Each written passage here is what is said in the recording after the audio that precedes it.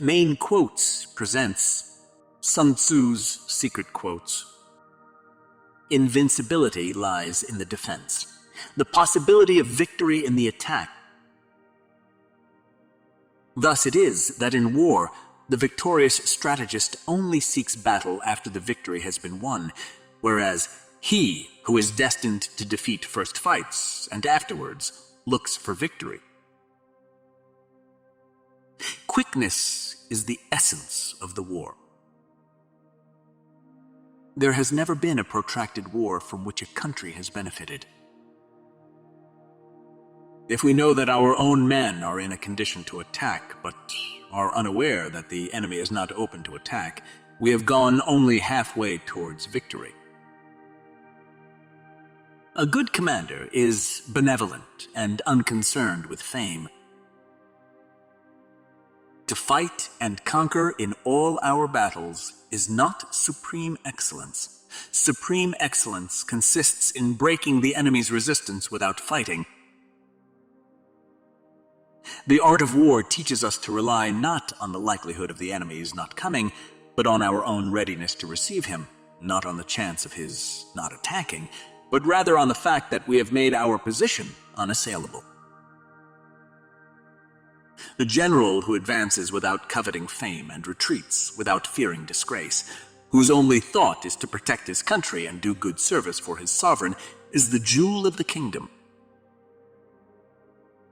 Of all those in the army close to the commander, none is more intimate than the secret agent. Of all rewards, none more liberal than those given to secret agents. Of all matters, none is more confidential than those relating to secret operations. Thus, what is of supreme importance in war is to attack the enemy's strategy. He will win who knows how to handle both superior and inferior forces. There is no instance of a nation benefiting from prolonged warfare. Now the reason the enlightened prince and the wise general conquer the enemy, whenever they move and their achievements surpass those of ordinary men, is foreknowledge. Confront them with annihilation, and they will then survive. Plunge them into a deadly situation, and they will then live. When people fall into danger, they are then able to strive for victory. Pretend inferiority and encourage his arrogance. Know thyself, know thy enemy. 1,000 battles, 1,000 victories. He will win whose army is animated by the same spirit throughout all its ranks. It is essential to seek out enemy agents who have come to conduct espionage against you and to bribe them to serve you. Give them instructions and care for them. Thus doubled agents are recruited and used. The good fighters of old first put themselves beyond the possibility of defeat and then waited for an opportunity of defeating the enemy. Hence the saying, if you know the enemy and you know yourself, your victory will not stand in doubt.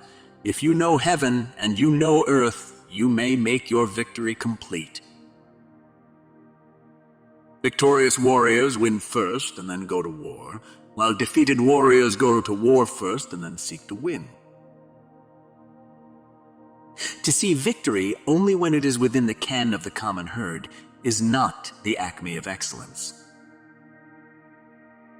The enlightened ruler is heedful, and the good general full of caution.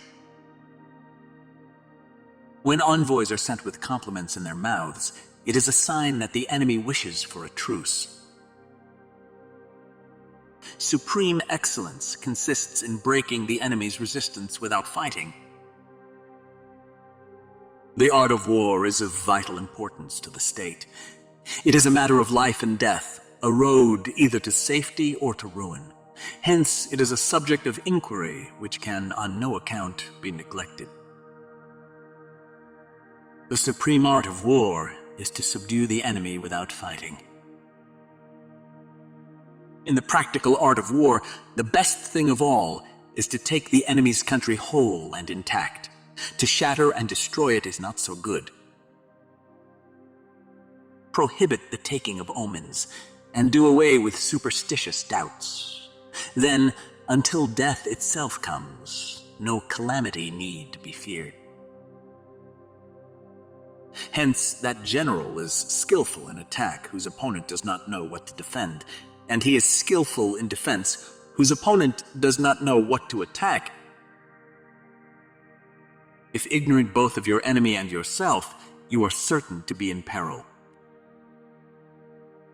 Secret operations are essential in war. Upon them, the army relies to make its every move. Know your enemy and know yourself, and you can fight 100 battles without disaster. The opportunity to secure ourselves against defeat lies in our own hands, but the opportunity of defeating the enemy is provided by the enemy himself. If you know the enemy and know yourself, you need not fear the results of 100 battles. For them to perceive the advantage of defeating the enemy, they must also have their rewards. Be extremely subtle, even to the point of formlessness. Be extremely mysterious, even to the point of soundlessness. Thereby you can be the director of the opponent's fate. Victory usually goes to the army, who has better trained officers and men. It is only the enlightened ruler and the wise general who will use the highest intelligence of the army for the purposes of spying, and thereby they achieve great results. He who is prudent and lies in wait for an enemy who is not will be victorious. For to win 100 victories in 100 battles is not the acme of skill. To subdue the enemy without fighting is the acme of skill. Regard your soldiers as your children, and they will follow you into the deepest valleys. Look on them as your own beloved sons, and they will stand by you even unto death. He who knows when he can fight and when he cannot will be victorious. If our soldiers are not overburdened with money, it is not because they have a distaste for riches. If their lives are not unduly long, it is not because they are disinclined to longevity. All men can see these tactics whereby I conquer, but what none can see is the strategy out of which victory is evolved. If your opponent is of choleric temper, irritate him. If you are far from the enemy, make him believe you are near. He will win who knows when to fight and when not to fight. The general who wins the battle makes many calculations in his temple before the battle is fought. The general who loses makes but few calculations beforehand. Balk the enemy's power. Force him to reveal himself. The quality of decision is like the well-timed swoop of a falcon, which enables it to strike and destroy its victim. If fighting is sure to result in victory, then you must fight, even though the ruler forbid it. If fighting will not result in victory, then you must not fight even at the ruler's bidding. It is more important to think your enemy than to outfight him. Great results can be achieved with small forces. The opportunity of defeating the enemy is provided by the enemy himself. Victory is reserved for those who are willing to pay its price. If you know the enemy and know yourself, you need not fear the result of 100 battles. If you know yourself but not the enemy, for every victory gained, you will also suffer a defeat. If you know neither the enemy nor yourself, you will succumb in every battle. In the midst of chaos, there is also opportunity. Victory comes from finding opportunities in problems. If it is to your advantage, make a forward move. If not, stay where you are. Swift as the wind, quiet as the forest, conquer like the fire, steady as the mountain. Those who are victorious plan effectively and change decisively. They are like a great river that maintains its course, but adjusts its flow. Correct your mistake as soon as you have found it. A leader leads by example, not by force. A battle avoided cannot be lost. If a battle cannot be won, do not fight it. The line between disorder and order lies in logistics. The peak efficiency of knowledge and strategy is to make conflict unnecessary. Plan for what is difficult while it is easy. Do what is great while it is small. All warfare is based on deception. Therefore, when capable, feign incapacity. When active, inactivity.